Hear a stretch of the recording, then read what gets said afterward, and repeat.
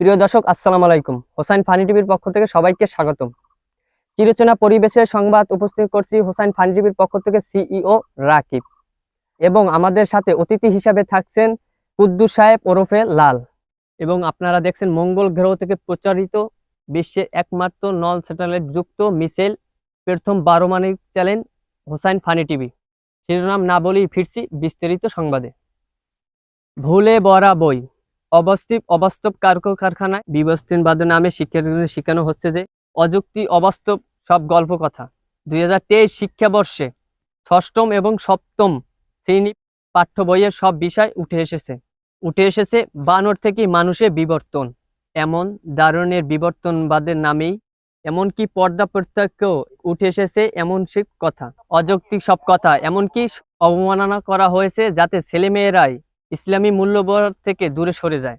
দর্শক, গ্রাম্য ভাষায় একটি কথা আবিষ্কৃত করা হয়েছে, চুরি বিদ্যা বড় বিদ্যা, যদি না পড়ে ধরা পড়িলেই পোগা মারা সারা।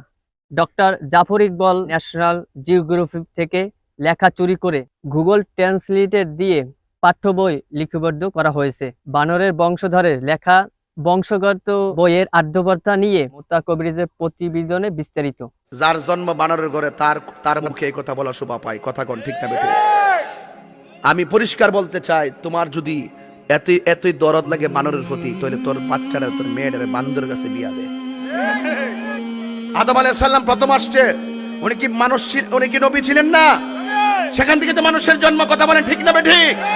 আজকে যারা বলে বানর থেকে মানুষের সৃষ্টি হয়েছে, বুঝতে হবে এরা কুকুরের ঘরে জন্ম হয়েছে। ঠিক কিনা বলেন? আপনার আদমের সন্তান ও বানরের সন্তান, আদমের সন্তান ও বানরের সন্তান। এবার আন্দোলন সংগ্রাম যুদ্ধ হবে আদমের সন্তান এবং বানরের সন্তানের সাথে ইনশাআল্লাহ। ট্যাক্সের টাকা শিক্ষা মন্ত্রণালয় বই ছেপেছে, সেই বইয়ের পৃষ্ঠায় পৃষ্ঠায় মন্দির আর সরস্বতীর ছবি থাকবে, তা মুসলমান মানতে পারে না। তাদের কলিজায় রক্তের ক্ষরণ হচ্ছে বাংলাদেশ। প্রিয় দর্শক, 2023 শিক্ষাবর্ষে পাঠ্য বইয়ের আলোচিত সমালোচিত বিষয় নিয়ে আলোচনা করার জন্য এই মুহূর্তে হোসাইন ফানি টিভির পক্ষ থেকে ভিডিও কনসালটেন্টে এই মুহূর্তে যুক্ত হচ্ছেন আমাদের সেই কুদ্দুস সাহেব ওরফে লাল। কুদ্দুস সাহেব, আমরা দেখতে পাচ্ছি যে 2023 শিক্ষাবর্ষে পাঠ্য বইয়ের ষষ্ঠম এবং সপ্তম শ্রেণী যেভাবে উপস্থাপন করা হয়েছে তাতে স্পষ্ট বোঝা যায় যে মানুষ পূর্বপুরুষ রয়েছে বানর, অর্থাৎ বানর থেকে মানুষ উপস্থাপন হয়েছে। আমরা দেখতে পাচ্ছি আরো পর্দপর্থাকে অবমাননা করা হয়েছে। 2023 শিক্ষাবর্ষে পাঠ্য উপস্থাপনা জাতি আপনার মতামত জানতে চাচ্ছে। রাকিব সাহেব, প্রথমত কথা হলো যাইয়া বানরের বংশগত বই মুসলমান ছেলে ফেলে পড়তে পারে না, এটা সম্ভব না, এটা কোনোদিনও সম্ভব না। বান্দর দিয়ে মানুষ হয়েছে নাকি মানুষ দিয়ে বান্দর হয়েছে তা আমরা ভালো করেই জানি। হযরত দাউদ আলাইহিস সালাম সেই সময় একটি সীমাজন বর্ধন করছে, সেই সময় একটি মানুষ বান্দর হয়ে গেছে। আর এই যে বই লেখছে, এরা কুমড়ি দিয়ে কি আইলেন, আমার বোধে কোনো কাজ করে না। এই মানুষ কিন্তু বান্দর হয়ে মরে গেছে, কিন্তু আজ পর্যন্ত এমন কোনো নজিরা পাওয়া যায় না যে বান্দর মানুষ হয়েছে, এমন কোনো নজিরা পাওয়া যায় না। এটা আমার বোধে কুলায় না। আমি রাকিব সাহেব কোনোদিন জঙ্গলে যাই দেখছেন একটা মানুষ বান্দর হইছে বা বান্দর মানুষ হইছে? রাকিব সাহেব, আমার সামনে একটা বই পেয়েছি আমরা, বইটা হলো যাইয়া ইতিহাস ও সামাজিক বিজ্ঞান অনুশালী ষষ্ঠম বই। তাই বইটায় একটা হনুমানের এখানে একটা ছবি রয়েছে, তাই এটা আসলে হচ্ছে বান্দরের মতন, কিন্তু এটা আসল নাম হচ্ছে লুসি। আমরা দেখতে পাচ্ছি এই কঙ্কালের মতন, এটা যে দেখাচ্ছে এইটার কঙ্কাল হয়েছে কয়েক লক্ষ বছর আগে। মানুষের ভিতরে দু একটা মানুষ খারাপ থাকতে পারে না? সবাই কি আপনার মতন আমার মতন সুন্দর? সবার মানুষ দু একটা তো খারাপ মানুষ থাকতেই পারে। হেইয়া এটা গ্রাফিক্স করিয়া একটা মানুষের নাম সাজাইছে, কিন্তু এটা তো আসলেই মানুষ না, এটা তো আসলে বান্দর, লুসি এক নামে লুসি। আর হেইডার কার মানুষ, কিন্তু এটা তো মানুষ না, বুঝছেন?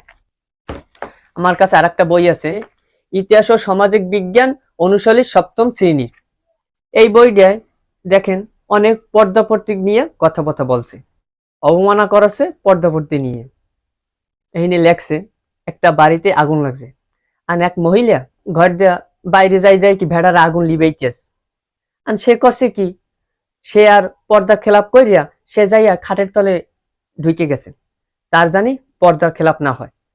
তার কারণে ঘরও পুড়ে গেছে, খাটও পুড়ে গেছে, সেও মহিলা পুড়ে গেছে। সে আর ভাই রইল না, কারণ তার পর্দা খেলাপ হবে। আবার আরো লেখছে, এক মহিলা ট্রেন লাইনে যাইয়া ট্রেন লাইনে তার কর্তা ভর্তায় ভোরকা টোরকা বাজ্যে পড়ছে। তারপর এক পুরুষ পোলাপান দেখছে, তারা যাইয়া তাকে ছাড়াইতে গেছে। তখন সে বলতেছে, না না আমাকে ধরো না, না না আমাকে ধরো না, আমার পর্দা খেলাপ হবে, আমাকে ধরো না, আমার পর্দা খেলাপ হবে। সে মহিলা করছে কি, সে ছাইড়ে দেশে টেনে নাইয়া তাকে ফিসে দিছে।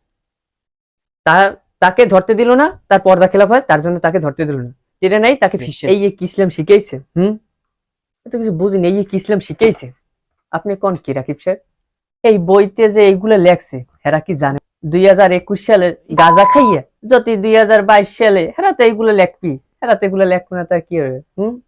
আমার বুদ্ধি কুলায়। কত মহিলা সাহাবীরা যুদ্ধের ময়দানে যুদ্ধ করছে, তার শহীদ হয়েছে। আর হেরা এই পর্দার কারণে পর্দার বাজায় রেখে সবকিছু করা যায় না? হ্যাঁ, গেলে কারেন্টটা গেলে। যাও রাকিব সাহেব, যেহেতু কারেন্টটা গেছে, আন্দার কুন্দার আর কি আর কমু আছে, এইতের কি থাক। কুদ্দুস সাহেব, আপনাকে অসংখ্য ধন্যবাদ আপনার মূল্যবান বক্তব্য আমাদের সাথে দেওয়ার জন্য, মূল্যবান কথা হোসাইন ফানি টিভির পক্ষ থেকে বলার জন্য অসংখ্য ধন্যবাদ আপনাকে। প্রিয় দর্শক, এই ছিল আজকের আমাদের সংবাদ। ভিডিওটি ভালো লাগলে অবশ্যই শেয়ার করতে ভুলবেন না। ইউটিউব পেজে হোসাইন ফানি টিভি সাবস্ক্রাইব করে পরবর্তী ভিডিও পেতে পাশে থাকবেন। আশা করি সবাই ভালো থাকবেন, সুস্থ থাকবেন। আল্লাহ হাফেজ।